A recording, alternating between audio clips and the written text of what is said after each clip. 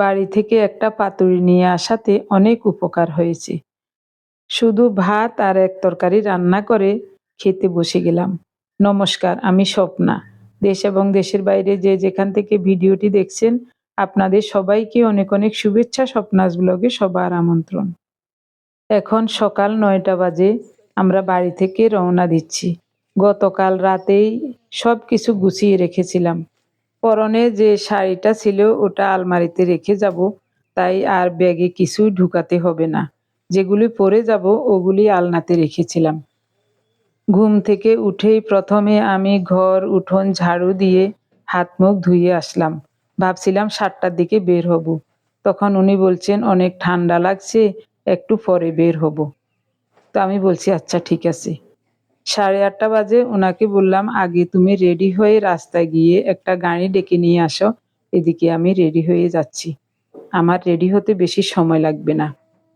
শাড়ি পরবো, শাড়িটা হাতে নিয়েছি, এমন সময় মনে পড়লো মেহেদি পাতার কথা।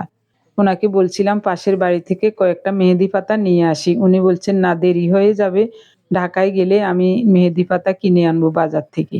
তো আমি বললাম না, বাজারের মেহেদি পাতার রং অত ভালো হয় না, আমি এখান থেকে কয়েকটা পাতা নেব। বলছেন দেরি হয়ে যাবে। আমি বলছি দৌড়ে যাব, দৌড়ে আসবো, অল্প করে কয়টা পাতা আনবো। তখন দৌড়ে গেলাম পাশের বাড়িতে। ওনাদের বাড়ির দরজায় অনেক বড় একটা মেহেদি গাছ, ওখান থেকে কয়েকটা পাতা নিয়ে আসলাম। এরপরে হাতটা ধুয়ে তাড়াতাড়ি শাড়ি পরে নিলাম। এদিকে চাউলের বস্তা, চালের গুঁড়োর বস্তা, ব্যাগ সব কিছু গাড়িতে ওঠানো হয়ে গেছে। এবার সবার সাথে দেখা করে আসি। অনেক দিন পর্যন্ত বাড়িতে ছিলাম, বাড়ির জন্য, বাড়ির মানুষদের জন্য, সবার জন্য প্রাণ কাঁদছে। গতকাল রাত থেকে খুবই খারাপ লাগছে আমার কাছে। আবার ওদিকে ছেলেটার জন্যও প্রাণ কাঁদছে।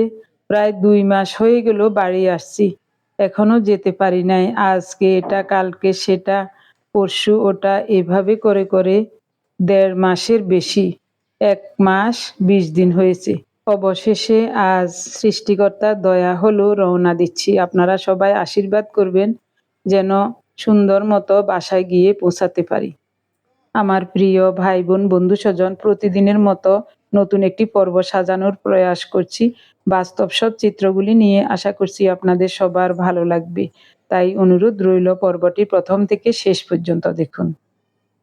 অনেক দিন পর্যন্ত বাড়ির ভিডিওগুলি আপনাদেরকে দেখিয়েছি। আপনাদের সবার কাছে আমাদের বাড়ির ভিডিওগুলি ভালো লেগেছে, আপনাদের কমেন্টসের মাধ্যমে জানতে পেরেছি।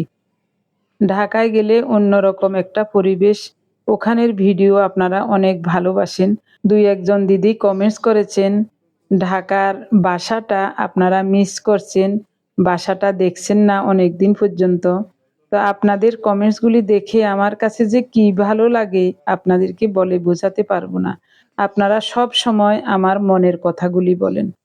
ঢাকার ভিডিওগুলোতে বেশিরভাগ সময় রান্নাবান্নাই থাকে। তো গ্রামে তো গ্রামের পরিবেশ, চালচলন, আচার অনুষ্ঠান, এদিক সেদিক যাওয়া, গ্রামের পরিবেশ, এই সব কিছু আমি সব সময় আপনাদের সাথে শেয়ার করেছি। এখন সকালবেলা হওয়াতে যে যার যার কাজে ব্যস্ত, সবার ঘরে ঘরে গিয়ে দেখা করে আসছি সবার সাথে। মার্চের 10 তারিখ। ও আচ্ছা, ঢাকা যাবেন নি? গেলে আঙ্গু বাসা যাইয়ে নারী যাই রে ভাই, যাই কেন? আচ্ছা। আমরা বাড়িতে আসলে ছোট্ট ছোট্ট নাতি নাতনিরা খুবই খুশি হয়। আমরাও ওদেরকে অনেক ভালোবাসি, স্নেহ করি আর ওদের ভিডিও করি, এই জন্যই ওরা অনেক খুশি। মাঝে মাঝে ওদের খেলাধুলার ভিডিও করি। ওরা যখন উঠোনে বল খেলায়, সাইকেল চালায়, তখন আমাকে বলবে দিদা আমাদের ভিডিও করেন, আমাদের ভিডিও করেন। কি যে খুশি! আজ ওদের জন্য খুব প্রাণ কাঁদছি। আমার প্রিয় ভাই বোন বন্ধু স্বজন, যেতে যেতে আপনাদেরকে একটু আমাদের গ্রামখানি দেখায়। কত সুন্দর দেখুন, চারিদিকে ফসলের মাঠ, মাঝখানে বড় রাস্তা, কত গাড়ি চলে দিনরাত, হাই রোডের মতো। এগুলি হলো সরিষা গাছ, ফুল ঝরে গেছে, ছড়া হয়ে গেছে। আমি ভেবেছিলাম একটু জমির দিকে যাব, আপনাদেরকে সরিষা গাছের ছড়াগুলি দেখাবো, কিন্তু সময় স্বল্পতার কারণে আর জমির দিকে যেতে পারি নাই। এবার আবহাওয়া অনুকূলে থাকাতে সরিষার বাম্পার ফলন হয়েছে। আমরা এতদিন বাড়িতে থাকবো জানলে আমাদের জমিতেও নিজেরাই সরিষা ফেলতাম। প্রতি বছরই সরিষা চাষ করা হয়, কিন্তু আমরা তো থাকি না, এই কারণে সার, ঔষধ, জল ঠিকমতো দেওয়া হয় না। এই জন্যই সরিষার ফলন ভালো হয় না। তাই রাগ করে এবার জমি সঞ্জয়কে দিয়ে দিয়েছি, নিজেরা আর করলাম না। বাড়ি থেকে আসার সময় সিএনজিতে উঠে গেছি, তখন কাজল একটা ব্যাগে করে এই শাড়িটা এনে আমাকে দিল, বলছে মা দিয়েছে আপনার জন্য। আমার ওই বড় যা অনেকগুলো শাড়ি পেয়েছিলেন শ্রাদ্ধ অনুষ্ঠানে, আমাদের ৩ জাকে একটা একটা করে দিয়েছেন। বাসে চড়ে প্রায় ৩.৫ ঘন্টা পর অবশেষে ঢাকা এসে পৌঁছলাম এবং বাসায়ও চলে আসছি। প্রায় ২ মাস পর বাসায় আসলাম। ঘর বাড়ির অবস্থা খুবই খারাপ হয়ে আছে, এগুলি এখন ঝেড়ে মুছে পরিষ্কার করতে হবে। বিশেষ করে ৪ তলায় বাড়িওয়ালাদের ফ্ল্যাটের কাজ চলছে। অনবরত ধুলাবালি বাতাসের সঙ্গে মিশে বাসার ফ্লোরেও অনেক বালি জমে গেছে। আসবাবপত্র সব সাদা হয়ে আছে। উপরে দরজা জানালা বিভিন্ন ধরনের ফিটিংয়ের কাজ চলছে, এ কারণে শুধু বালি। ঘরের বিছানাপাটি ঝেড়ে ঘরটা ঝাড়ু দিয়ে রান্নাঘরে আসলাম। রান্নাঘরেও একই অবস্থা। প্রথমে চুলাটা ভালোভাবে মুছে নেব, উপরের সব কিছু নিচে নামিয়ে ঘষে মেজে পরিষ্কার করে ধুয়ে তারপরে রান্না বসাবো। বাড়ি থেকে একটা তেলাপিয়া মাছের পাতুরি এনেছিলাম, এখন শুধু এক তরকারি রান্না করব। বাড়িতে থাকতে অনেকদিন আগে শালগম এনেছিলেন ১ কেজি, ওখান থেকে একটা রান্না করেছিলাম, আরও ৩টা শালগম রয়ে গেছে। তো তেমন শুকায় নাই, ভিতরে পচে নাই, এ কারণে নিয়ে আসছি। শালগমগুলো দিয়ে হেলনের ডাল দিয়ে একটা তরকারি করব, আর মাছের পাতুরি আছে। তো সব কিছু ধুয়ে মুছে পরিষ্কার করে রান্না বসিয়ে দিলাম। একদিকে ভাত, আরেকদিকে হেলনের ডাল বসিয়েছি। ভাতও প্রায় হয়ে আসছে, ডালও সিদ্ধ হয়ে আসছে। এদিকে শালগমগুলো কেটে কুটে ধুয়ে নিয়েছি। রান্নাটা সেরে তারপরে স্নান করব ঘরটা মুছে। রান্না করে আগে ওনাকে ভাত দেব। সারাদিন কিছুই খাওয়া হয় নাই, ইচ্ছা করে খায় নাই। তো এখন স্নান করে ২ মুঠো মুড়ি খাচ্ছে। আমি বলছি মুড়ি খাওয়ার দরকার নাই, ভাত তরকারি হয়ে গেছে, ভাত খাবে।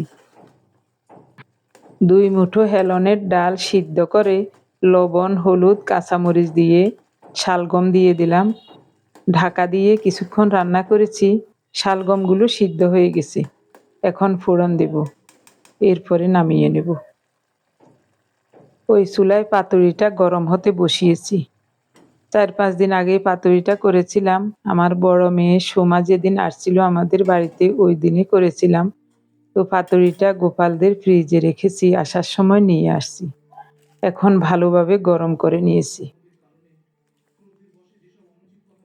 ওনার জন্য ভাত বেড়েছি। আমি এখনো স্নান করি নাই, আমার অনেক কাজ আছে। পুরো ঘরটা ভালোভাবে মুছে নেব। ঘরে পা দেওয়া যাচ্ছে না, শুধু বালি। ঝাড়ু দিয়েছি, তারপরও বালি লাগছে। তারপরে স্নান করে আমার খাওয়া হবে। এরই মধ্যে অনেক সময় পার হয়ে গেছে। ঘরটা কত সুন্দর করে মুছে নিয়েছি দেখুন। পাথর বিছানা এখনো ধরি নাই, এমনি উপর দিয়ে একটু ঝাড়ু দিয়ে নিয়েছি। তো স্নান করেছি, খাওয়া দাওয়া সেরে ২ বিছানার চাদর উঠিয়ে ধোয়া চাদর পাতবো, তারপরেই কিছুক্ষণ শুয়ে থাকবো।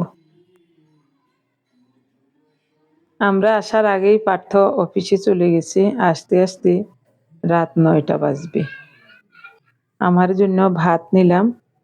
সারাদিন কিছুই খাই নাই, ওনাকে ভাত দিয়ে ২ গ্লাস জল খেয়েছিলাম। এখন ভাত খাবো। ওই দিন পাতুরিটা খুবই চমৎকার হয়েছিল। ২টা পাতুরি করেছি ১ কেজি মাছের। তো একটা ওই দিন খাওয়া হয়েছে, আর এটা গোপালদের ফ্রিজে রেখে দিয়েছিলাম। খুব সুন্দর ঘ্রাণ বের হয়েছে।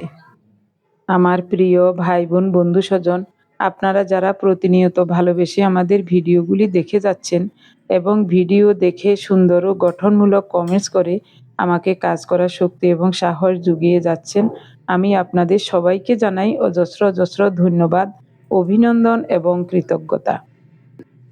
আজ প্রায় 3 মাস, 3.5 মাস যাবৎ বিভিন্ন ধরনের ঝামেলায় জড়িয়ে পড়ে আমার প্রিয় ভাই বোন বন্ধু স্বজন, আপনাদের নামগুলি বলতে পারি না, আজও সময় পাই নাই। গতকালের ভিডিও দেখে যারা কমেন্টস করেছিলেন, দেখি আগামীকাল থেকে আপনাদের সবার নামগুলি বলবো। তাই আপনারা কে কোথা থেকে কমেন্টস করছেন জানাবার অনুরোধ রইল। শত কাজের মাঝেও একটু সময় বার করার চেষ্টা করি নিয়মিত ভিডিওটি দেওয়ার জন্য। আগে যেরকম বাংলাদেশ সময় দুপুর 3টায় ভিডিও আপলোড দিতাম, এখন সেরকম করতে পারি না কিছুদিন যাবৎ। আবারও চেষ্টা করব প্রতিদিন একই সময়ে ভিডিও দেওয়ার। আপনাদের যদি ভালোবাসা এবং আশীর্বাদ থাকে তাহলেই সম্ভব হবে।